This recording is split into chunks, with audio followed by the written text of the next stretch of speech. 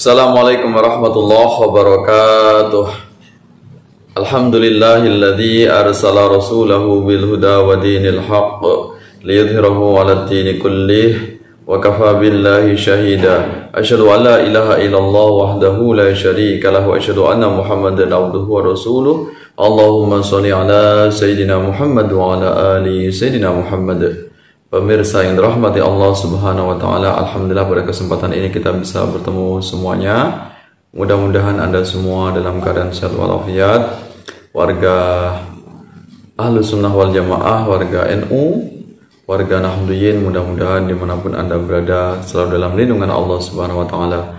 Pada kesempatan ini kita akan membahas tentang bagaimana penjelasan dari mantan teroris Salafi Wahabi yang bernama yaitu Ustadz Sofyan Sauri.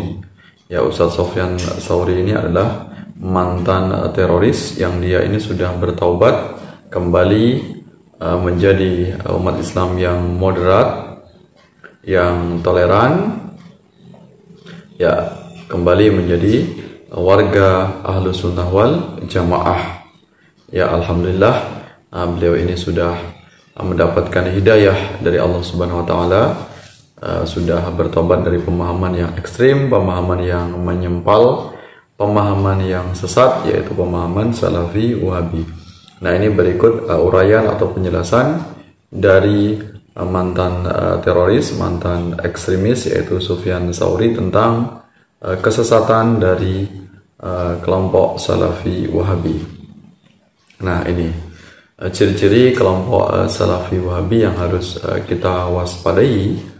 Di antara ciri-ciri Salafi Wahabi yang harus kita waspadai menurut Ustadz Sofyan Sauri diantaranya yaitu yang pertama, ciri-ciri kelompok sesat Salafi Wahabi yaitu berpaham eksklusif, tertutup dari paham dan kelompok lain. Jadi mereka ini sangat fanatik, sangat eksklusif, alias menutup diri, tidak mau bersosialisasi dengan umat Islam yang lainnya karena merasa kelompoknya ini adalah kelompok yang benar, sedangkan di luar kelompok mereka ini mereka anggap sesat atau ahli bid'ah.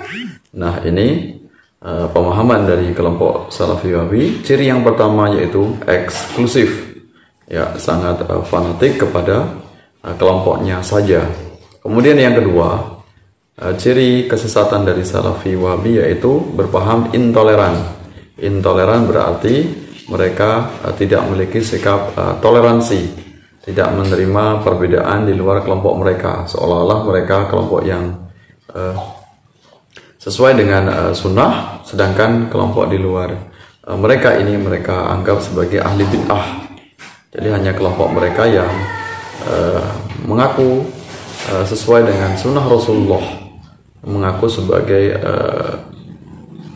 manhaj salaf. Jadi luar kelompoknya ini ahlul bid'ah.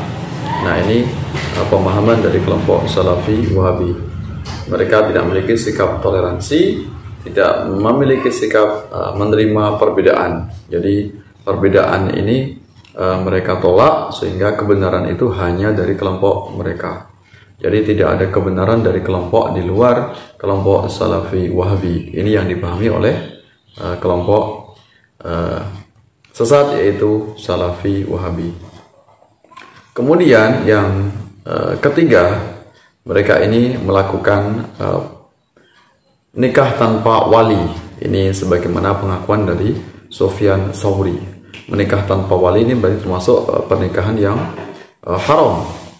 Karena syarat di antara pernikahan, ya, di antaranya rukun dari nikah yaitu harus ada wali. Nah, ini sedangkan kelompok Salafi Wahabi ini nikah tanpa wali.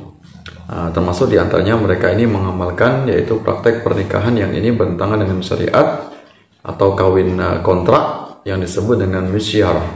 Jadi kawin kontrak ala Wahabi, ala Salafi Wahabi disebut dengan misyar. Ini mirip dengan kawin kontrak Syiah yang disebut dengan mut'ah. Jadi ada kemiripan, ada kesamaan antara misyar dan mut'ah. Kalau misyar ini adalah produk dari Salafi Wahabi, sedangkan mut'ah ini kawin kontrak produk dari kelompok Syiah. Nah, kemudian yang keempat, ini paham dari kelompok Salafi Wahabi ini, mereka memiliki paham yaitu takfiri, ya, gampang mengkafirkan, gampang menuduh sesat di luar kelompok mereka.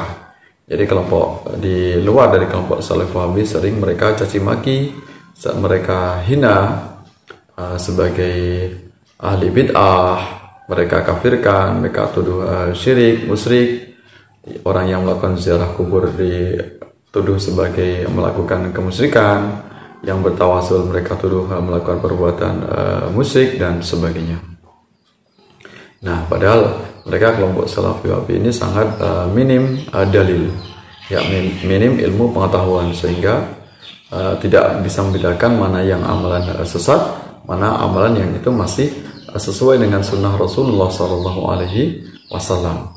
Orang memiliki pemahaman yang sangat sedikit minim, ya, tentu sangat mudah sekali menuduh sesat di luar kelompoknya.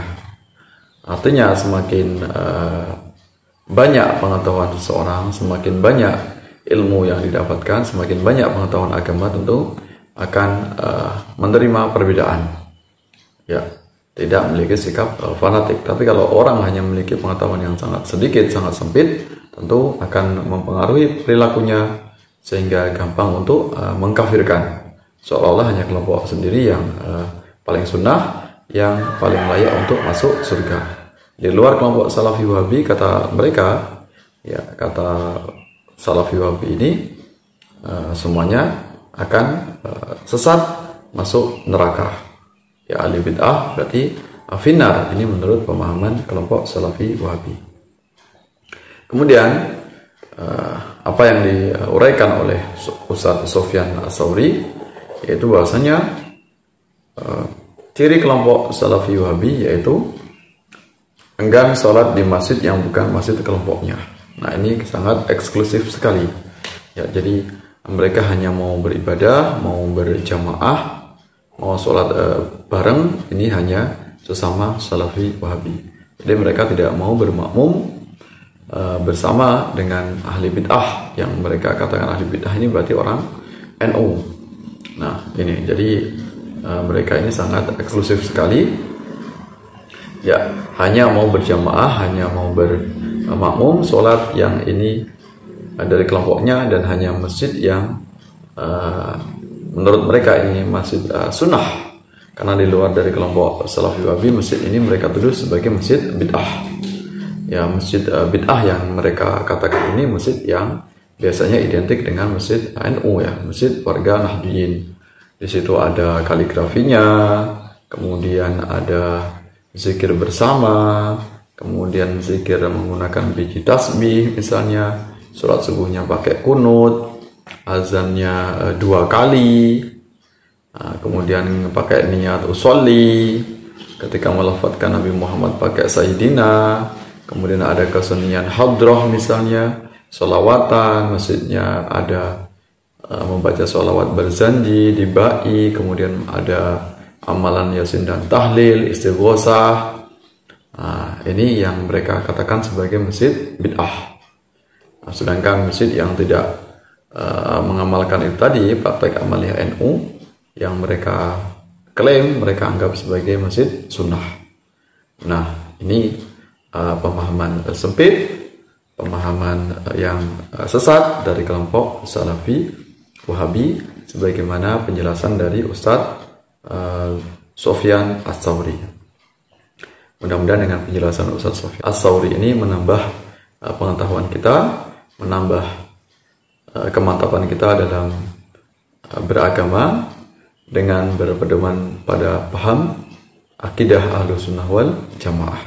Seumur hidup kita mudah-mudahan kita istiqomah bersama Nahdlatul Ulama dengan berakidah Ahlussunnah wal Jamaah, mengikuti Imam Abu Hasan Al-Asy'ari dan Abu Mansur Al-Maturidi. Kita semuanya diselamatkan dari fitnah Salafi Wahabi. Anak keturunan kita semuanya selamat, tidak masuk dalam kelompok sesat yaitu Salafi Wahabi. Mudah-mudahan bermanfaat untuk kita semuanya. Terima kasih atas perhatiannya. Sampai bertemu dalam kesempatan yang lain. Wallahu a'lam bishawab. Wallahu muwaffiq ila aqwamit thariq. Wassalamualaikum warahmatullahi wabarakatuh.